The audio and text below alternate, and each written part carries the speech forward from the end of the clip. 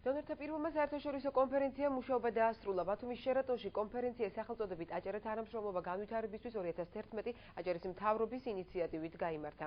კონფერენციას საერთაშორისო დონორი ორგანიზაციების, საქართველოში აკრედიტებული საელჩოებისა და საკონსულოების, ასევე ცენტრალური და ადგილობრივი მთავრობის წარმომადგენლები, სულ 70 დელეგატი დაესწრო. დღის ბოლოს შემაჯამებელი შეხვედრა გაიმართა. თუ რა შედეგი დასრულდა დღევანდელი კონფერენცია, პირდაპირ ეთერში მარინა ბოლქვაძე გაგვაცნობს. მარინა, რა კუთხით გააგრძელებენ დონორი ორგანიზაციები თანამშრომლობას რეგიონთან? დიახ, ეს არის პირველი კონფერენცია, სადაც შეიკრება თითქმის ყველა ის დონორი ორგანიზაცია, რომელიც საქართველოში მიმდინარე პროექტებში აქტიურად არის ჩართული. დღევანდელ კონფერენციაზე მათ კიდევ ერთხელ დაადასტურეს და გამოთქვეს სურვილი, რომ ისინი გააგრძელებენ ურთიერთთანამშრომლობას აჭარის მთავრობასთან და აქტიურად მიიღებენ მონაწილეობას რეგიონის განვითარებაში. 6 პრიორიტეტული მიმართულება, რომელიც მთავრობას გააჩნია: განათლება, ტურიზმი, ჯანდაცვა, სოფლის მეურნეობა, გარემოს დაცვა და ასევე ეკონომიკა. სწორედ ამდენივე სექტორში გადანაწილდნენ დღეს დელეგატები და გააგრძელეს მუშაობა სამომავლო გეგმებზე. როგორც აღმოჩნდა, ყველაზე მეტი დელეგატის დაინტერესება გამოიწვია ტურიზმის სფერომ და ეკონომიკამ და ეს კიდევ ერთხელ მეტყველებს იმაზე, რომ ტურიზმის სფერო პრიორიტეტულია აჭარაში. USAID, UNDP, KfW, მშვიდობის კორპუსი, მსოფლიო ბანკი, ამერიკის საელჩო და კიდევ 15-მდე საერთაშორისო ორგანიზაცია, რომელიც საქართველოში დონორობის საქმიანობით არის დაკავებული, აჭარის მთავრობის ინიციატივით ერთ კონფერენციაზე შეიკრება. დონორი ორგანიზაციების მხარდაჭერით განხორციელებული და მიმდინარე პროექტები და სამომავლო ურთიერთთანამშრომლობის გეგმა. პრეზენტაცია რეგიონის სტრატეგიული განვითარების შესახებ კონფერენციის მასპინძელმა თავად წარადგინა. ლევან მარშალომიძე კონფერენციის დელეგატებს მიესალმა და მხარდაჭერისთვის საერთაშორისო ორგანიზაციებს მადლობა გადაუხადა. ჩვენი მიზანი იყო, რომ წარმოგედგინა საერთაშორისო დონორებისთვის, ორგანიზაციებისთვის ჩვენი სტრატეგია, რომელიც უკვე მთავრობაზეა დამტკიცებული და უკვე ვიწყებთ ამის განხორციელებას. იცით, რომ უკვე დავიწყეთ საზოგადოებისთვის მიწოდება ამ ინფორმაციას, მაგრამ მთავარი კიდევ ერთ-ერთი კომპონენტი იყო ჩვენი დონორი ორგანიზაციების მხარდამჭერების მიწოდება. გეგმის ნაწილი იყო თუ რა გაკეთდა, თუ რას ვაკეთებთ და უფრო მეტი რა არის გასაკეთებელი. რაც არ უნდა ვთქვათ, ძლიერი ქვეყანა, ძლიერი ეკონომიკა, განვითარება და ეკონომიკა, რომელიც ჩვენი რეგიონი უფრო მეც მიაღწევს და გაკეთება, მაგრამ ჯერ კიდევ ბევრია პრობლემები. და ამის კონკრეტული მაგალითები არის მართლაც უამრავი, რომ გასაკეთებელი მართლაც ბევრია, ჯერ ბევრ კიდევ მოსახლეს უჭირს და ბევრ მოქალაქეს უჭირს და ამის ერთადერთი მიზანი არის, რომ მართლაც ერთობლივად, არა მარტო სახელმწიფო კონკრეტულად ვდებთ ამ გეგმის და ამ გეგმის ერთად განხორციელებას სთავაზობთ ჩვენ დონორ ორგანიზაციებს. აღნიშნულმა ორგანიზაციებმა აჭარის რეგიონში მიმდინარე სოციალურ-ეკონომიკური პროექტების განხორციელებაში მნიშვნელოვანი წვლილი შეიტანეს. ამიტომაც რეგიონის სტრატეგიული გეგმის შემუშავებისას მნიშვნელოვანია, რომ მთავრობას კვლავ ჰქონდეს დონორების მხარდაჭერის იმედი, აღნიშნა რეგიონის პირველმა პირმა. ერთ-ერთი პირველი, რომელმაც კონფერენციაზე ღია მხარდაჭერა გამოთქვა, ამერიკის ელჩის მოვალეობის შემსრულებელი იყო.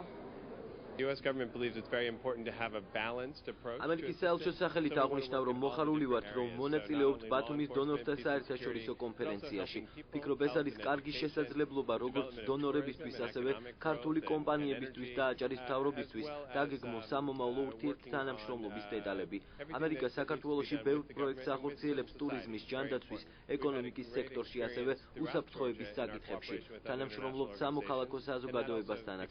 ვფიქრობ, ძალიან მნიშვნელოვანია საქართველოსთვის ის მხარდაჭერა, რასაც ჩვენი მთავრობა ახორციელებს და ის აუცილებლად გაგრძელდება.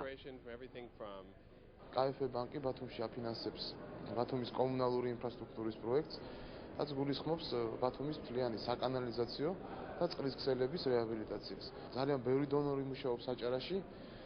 მნიშვნელოვანია ის, რომ მთავრობის კოორდინაციით რაღაც პერიოდულობით მოხდეს დონორთა შეხვედრა, რომ ჩვენს დონორებმა, ასე ვთქვათ, ჩვენი საქმიანობის კოორდინირება მოვახდინოთ ერთმანეთში და არ მოხდეს ან ერთმანეთის გადაფარვა, ან ისეთი საქმიანობის განხორციელება, რომელმაც შეიძლება ერთმანეთის საქმეს ზიანი მიაყენოს.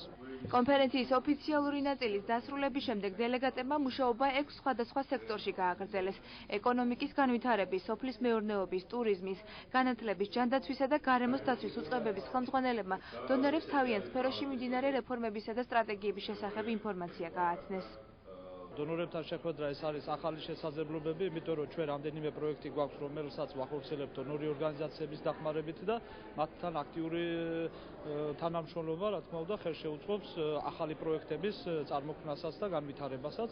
ამიტომ დღევანდელი დღე მე ვფიქრობ, რომ სამინისტროსთვის ახალი შესაძლებლობების წარმოჩენის საშუალებაც არის. ჩვენ წარვადგინეთ 11 წინადადება კონცეფციის სახით და მათ ვიმედოვნებთ, რომ ექნებათ სერიოზული დაინტერესება დღეს ამ კონფერენციაზე წარმოდგენილი დონორი ორგანიზაციების მხრიდან და ვიმედოვნებთ, რომ უახლოეს პერიოდში რამდენიმე ახალი პროექტი განხორციელდება მათი ფინანსური მხარდაჭერით. ეს არის კარგი საშუალება დავარწმუნოთ დონორები მონაწილეობა მიიღონ იმ პროექტების დაფინანსებაში, რომელიც აჭარაში უახლოეს მომავალში განხორციელდება.